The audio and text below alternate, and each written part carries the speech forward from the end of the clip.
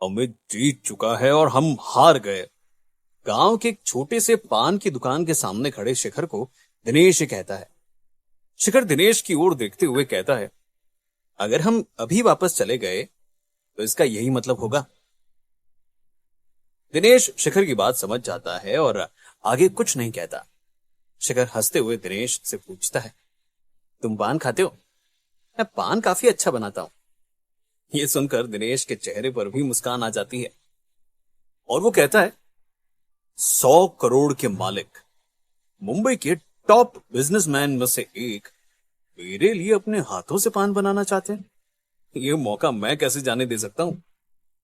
शिखर भी हंसते हुए पान बनाने लगता है। तभी एक लड़की के चीख की आवाज वहां सुनाई देती है। शिखर पान वाले से जब आवाज के बारे में पूछता है, पान वाला अनजान बनने का नाटक करता है। शिखर और दिनेश हैरान होकर बिना और समय बर्बाद किए उसी आवाज की ओर जाते हैं। शिखर अपने हाथ में कत्थे का डब्बा लिए ही भागता है। आवाज वहीं पास में से टूटी हुई दीवार के पीछे से आ रही है। शिखर और दिनेश जैसे ही पहुंचते हैं, देखते हैं कि एक लड़की सहमी हुई सी अपने बदन को छिपाते हुए दीवार से लगकर खड़ी है और उसके सामने एक लड़का चेहरे पर शैतानी हंसी और हाथ में उस लड़की का दुपट्टा लिए उसकी ओर बढ़ रहा है। शिखर चिल्लाते हुए कहता है, जहां खड़े हो वहीं रुक जाओ। लड़का पलटकर शिखर की ओर देखता है और कहता है, चलो भागो यहां से, लड़की अपनी मर्जी से यहां आई है। लड़की उसे काटते हुए कहती है, नहीं, मुझे यहां इसने कुछ जरूरी बात करने के बहाने बुलाया था, मगर मौका देखकर अपनी गंदी नजर मुझ पर डाल रहा है। लड़का चिल्लाते हुए लड़की से कहता है, चुप हो जा। फिर पलटकर शिखर से कहता है, मेरा बाप पुलिस इंस्पेक्टर है, सोच ले क्या हालत करेगा तेरी। अब निकल यहां से। इतना बोल वो लड़का किसी भेड़िए की तरह उस लड़की को दबोचने आगे बढ़ता है। शिखर भी अपने हाथ में कत्थे के डब्बे का ढक्कन खोलते हुए लड़के के पास जाता है और कत्था उसके मुंह पे फेंक देता है। लड़का अपनी आंखें मलते हुए दर्द से चिल्लाने लगता है। शिखर उस लड़के का पतलून भी पकड़ नीचे कर देता है। लड़का भागने की कोशिश करते हुए जमीन पर जा गिरता है, फिर उठते हुए अपनी पतलून संभाल वहां से भाग जाता है। शिखर उस लड़की का नीचे गिरा दुपट्टा उठा उसे वापस करते हुए कहता है, तुम ठीक तो हो ना? लड़की हामी भरते हुए शिखर का धन्यवाद करने लगती है। शिखर और दिनेश उस लड़की को घर तक सुरक्षित छोड़ने उसके साथ जाते हैं। रास्ते में शिखर उसे अपने यहां आने का सारा कारण बताता है, जिसे सुन लड़की अपना सर झुका कहती है, यहां कोई नहीं बताने वाला तुम्हें इस बारे में, मैं भी नहीं। शिखर उस लड़की को रोकते हुए कहता है, मगर ऐसी क्या बात है जो किसी को नहीं बताई जा सकती? उस लड़की का नाम ऋतु होता है और वो अपने घर की ओर देखते हुए कहती है, माफ करना मगर मैं अपने घर वालों को मुसीबत में नहीं डाल सकती। ये सुन शिखर के चेहरे पर फिर मायूसी आ जाती है। शिखर को ऐसे मायूस देख ऋतु कहती है, सिर्फ एक ही इंसान है जो तुम्हारे सवालों के जवाब दे सकता है, मुरारी। दिनेश आगे बढ़ते हुए पूछता है, कौन है ये मुरारी? ऋतु दिनेश की ओर देखते हुए जवाब देती है, जब किसी में हिम्मत नहीं बची थी तब वो अकेला था जिसने उस अमित के खिलाफ आवाज उठाई थी। शिखर पूछता है, कहां रहता है ये मुरारी? ऋतु सिर हिलाते हुए कहती है, किसी को नहीं पता कहां रहते हैं वो। अगर पता होता तो अमित ने अब तक उन्हें बाकियों की तरह मरवा दिया होता। मुरारी चाचा यहां से भागकर कहीं चले गए हैं। शिखर कुछ बोलने ही वाला था कि वहां पुलिस के सायरन की आवाज आने लगती है। शिखर पलटकर देखता है तो ऋतु को छेड़ने वाला वो लड़का जिप्सी में बैठे अपने बाप के साथ वहां आ रहा है। जिप्सी से उतर वो इंस्पेक्टर शिखर के सामने आ खड़ा होता है और कहता है, मेरे बेटे के चेतावनी देने के बाद भी समझ नहीं आया तुझे कि क्या परिणाम होगा इसका? अब चल जेल, वहां अच्छे से तुझे समझाता हूं। इंस्पेक्टर के साथ आया एक और पुलिस वाला उसे रोकने की कोशिश करता है, मगर इंस्पेक्टर अपने पोजीशन का रौब दिखाते हुए उसे शांत करा देता है। पीछे से इंस्पेक्टर का बेटा कहता है, आज बिना मेरे साथ सोए मैं तुम्हें जाने नहीं देने वाला ऋतु। इस बात पर बाप बेटा दोनों जोरों से हंसने लगते हैं। शिखर बगल में जाते हुए तुरंत अपना फोन निकाल बबीता को फोन करता है। उसे कुछ निर्देश दे फोन रख देता है।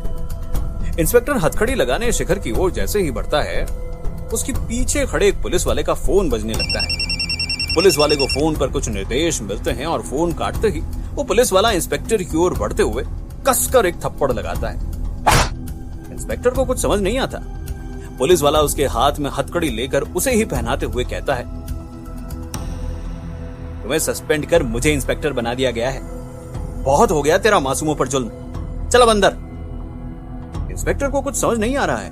वो जैसे ही शिखर के चेहरे पर हंसी देखता है, उसे सब समझ आ जाता है और वो निराश होकर अपना बेल्ट उतारकर अपने ही बेटे को मारना शुरू कर देता है, शिखर से माफी मांगने को कहते हुए। मगर शिखर दोनों बाप बेटे के गिड़गिड़ाने पर भी नहीं मानता और उन्हें जेल भिजवा देता है। ऋतु फिर से शिखर का धन्यवाद करती है और शिखर उसे कहे मुताबिक उसके घर तक छोड़ता है। अगली सुबह शिखर वापस लौट मुंबई अपने घर पहुंचता है। सामान कंधे पर लिए हुए शिखर जैसे ही दरवाजा खोलता है, शिखर फोन पर दिनेश से बात कर रहा है। घर के अंदर घुस सामान रखते हुए दिनेश से कहता है, मुरारी को ढूंढने की पूरी जिम्मेदारी तुम्हारी है। जैसे ही कुछ पता लगे मुझे बताओ। तभी ऊपर अनन्या के कमरे से जोर जोर से अनन्या के किसी पर चिल्लाने की आवाज आती है। शिखर भागता हुआ अंदर जाता है तो देखता है अनन्या अपने पिता को गुस्से में कुछ कह रही है।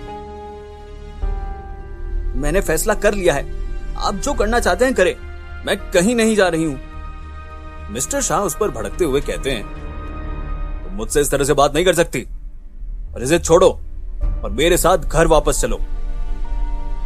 अनन्या कुछ कहने को ही होती है, तभी उसे शांत करने की कोशिश करते हुए उसकी मासी उसके और उसके पिता के बीच आकर खड़ी हो जाती है।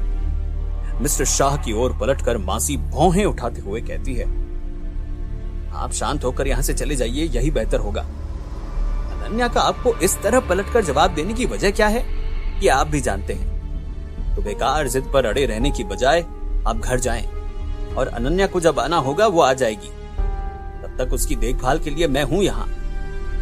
वो प्यार से अनन्या को समझाती है, अनन्या, इस तरह गुस्सा करने से तुम्हारी तबीयत और ज्यादा खराब हो जाएगी, शांत हो जाओ। मासी के इशारे पर मिस्टर शाह भी हार मान उस कमरे से बाहर जाने लगते हैं। दरवाजे पर खड़े शिखर को अपनी लाल आंखों से बस एक नजर देखकर मिस्टर शाह जाने लगते हैं। शिखर उन्हें समझाने उनके पीछे जाता है। शिखर जैसे ही मिस्टर शाह को रोकता है, मिस्टर शाह पलटकर धीमी आवाज में कहते हैं, ये सब तुम्हारी ही वजह से हो रहा है। तुमने जो मुझसे वादा किया था, क्या हुआ उसका? अपने दिए शब्द पर 2 दिन भी नहीं टिक पाई तुम। शिखर उन्हें शांत करते हुए कहता है, मैं आपका गुस्सा समझ सकता हूं, पर अनन्या यहाँ अपनी मर्जी से रुकी है और उसकी इस हालत में उसे इस तरह परेशान करना ठीक नहीं रहेगा। इसलिए अभी आपका यहाँ से चले जाना ही सही रहेगा। बस आप इस बात से बेफिक्र रहें। अनन्या का यहाँ मैं पूरी तरह से ध्यान रख रहा हूँ। शिखर की बात सुनकर मिस्टर शाह को गुस्सा तो बहुत आया, मगर उन्हें इस बात का एहसास भी हो गया कि वो चाहकर भी कुछ नहीं कर सकते। इसलिए हार मानकर धीरे से बड़बड़ाते हुए मिस्टर शाह वहां से चले जाते हैं। शिखर अनन्या की तबीयत पूछने उसके कमरे तक जाता है तो देखता है कि वो आराम कर रही है। उसे परेशान न करने का इरादा करते हुए शिखर धीरे से दरवाजा बंद करके वहां से जाने लगता है। अनन्या की मासी ये देखकर शिखर के पीछे पीछे बाहर आती है। वो शिखर को रोकते हुए कहती है, अनन्या बहुत थकान महसूस कर रही थी, इसलिए मैंने उसे दवाई देकर सोने को कहा है। वो कुछ देर आराम करेगी तो उसे ठीक लगेगा।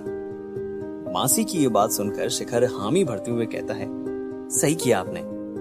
इतना कहकर शिखर फिर से वहां से जाने को होता है, तभी मासी शिखर को रोकते हुए कहती है, तुम अनन्या का जितना ख्याल रख रहे हो, ये देखकर मुझे बहुत ज्यादा खुशी होती है। ऐसा शायद पहली बार हुआ है कि मेरे अलावा कोई अनन्या की इतनी फिक्र कर रहा है।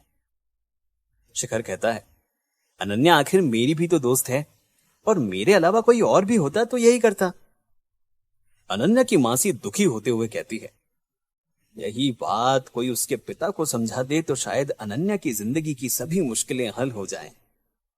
मेरी बहन के जाने के बाद से उन्होंने अनन्या की फिक्र करना ही छोड़ दिया। बेहद कम उम्र से ही अनन्या खुद ही अपना ख्याल रखना सीख गई थी। उसने लाख कोशिशें की है अपने पिता से उनका प्यार पाने के लिए, पर हर बार उसे सिर्फ हार ही मिली है।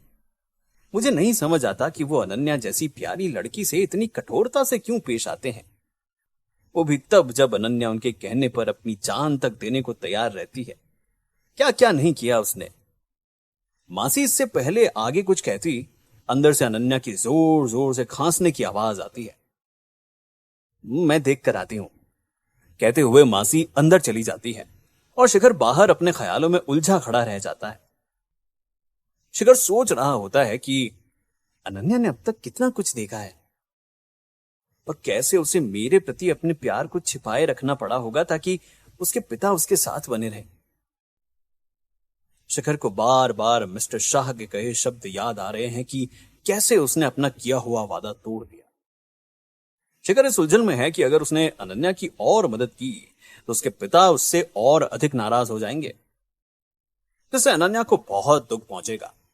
पर अगर उसने फिर से अनन्या से दूरी बनाई तो अनन्या को ठेस पहुंचेगी। शिखर को अपनी इस उलझन का कोई हल नजर नहीं आ रहा, पर मन ही मन उसे इस बात का एहसास है कि उसे जल्दी ही किसी निष्कर्ष पर पहुंचना है। शिखर इसी उलझन में गुम है कि उसका फोन बजने लगता है। फोन पर दिनेश का नाम है। शिखर दिनेश का फोन जैसे ही उठाता है, दूसरी ओर से आवाज आती है, मुरारी मिल गया है। यह सुन शिखर अपनी सारी दुविधा कुछ देर के लिए पीछे छोड़ यहां से निकल जाता है दिनेश के भेजे पते की ओर। चौल की पतली सी गलियों से दिनेश के साथ चलते हुए शिखर उससे पूछता है, मुरारी का पता कैसे लगाया तुमने? दिनेश पलट कर कहता है, तुम्हारे जरिए। दरअसल मैंने कुछ गांव वालों और वहां के वकीलों से बात की, हमारे बारे में थोड़ा बहुत बताया, उनको भरोसा दिलाया कि हम सच में अमित को बर्बाद करना चाहते हैं और इसलिए हमें मुरारी का नंबर चाहिए। बातें करते करते दोनों अपनी जगह पर पहुंच जाते हैं। चौल में एक छोटे से झोपड़पट्टी के सामने पहुंच दिनेश दरवाजा खटखटाता है। दरवाजा खोल 60 साल का एक वृद्ध आदमी अपना चश्मा ठीक करते हुए सामने देख कहता है, मैं तुम दोनों का ही इंतजार कर रहा था। कुछ देर में शिखर और दिनेश मुरारी के कमरे में एक टूटे से बिस्तर पर बैठे होते हैं और मुरारी उन्हें अमित और जलगांव का राज बता रहा है। जब गांव के पास फैक्ट्री बनने की खबर पहले पहले आई थी, सब खुशी से झूम रहे थे कि अब गांव में सबको रोजगार के लिए ज्यादा दूर नहीं जाना पड़ेगा। मगर हमें क्या पता था कि किस्मत में क्या लिखा है। फैक्ट्री बनने के कुछ ही दिन बाद से गांव में लोग बीमार पड़ना शुरू हो गए। पहले पहले किसी को समझ नहीं आया कि क्या हो रहा है। जब पता चला तब तक देर हो चुकी थी। वो फैक्ट्री वाले अपनी फैक्ट्री का सारा केमिकल वेस्ट पास के तालाब के पास ही डालने लगे, जिस वजह से गांव के वो लोग जो तालाब का इस्तेमाल करते थे सब बीमार पड़ने लगे। जब ये बात सामने आई, गांव वालों ने आवाज उठाने की कोशिश तो की, मगर अमित के पैसों की आवाज हमारी आवाज से ज्यादा थी। उसने पुलिस वालों से लेकर मंत्रियों और मीडिया तक सबको पैसा खिलाकर इस बात को दबा दिया। साथ ही कुछ गांव वालों को सरेआम मरवा भी दिया। ये बात जल्द ही सब तक पहुंच गई कि अगर इस केस के बारे में हमने से किसी ने कुछ भी कहा तो उसके साथ भी यही होगा। मैंने अपनी आवाज बार बार उठाने की कोशिश की, जिस वजह से आज ये नौबत आ गई है कि छुपकर यहां रहना पड़ रहा है। शिखर मुरारी के हाथ पर हाथ रखते हुए कहता है, आप मेरे साथ गवाह बनकर चलिए। अब हमें अमित की सच्चाई सबके सामने लाने से कोई नहीं रोक सकता। मुरारी के मुंह से निकले अगले शब्द सुनकर शिखर और दिनेश हैरान हो जाते हैं। मुरारी एक उदासी भरी आवाज के साथ कहता है, सिर्फ मेरे कहने से कुछ नहीं होगा, साथ में हमें सबूत भी चाहिए होगा जो मिलना नामुमकिन है। क्या शिखर अमित के खिलाफ सबूत इकट्ठा करने में कामयाब हो पाएगा या इस जंग में होगी अमित की जीत? जानने के लिए सुनते रहिए मिलियनेयर डिलीवरी बॉय।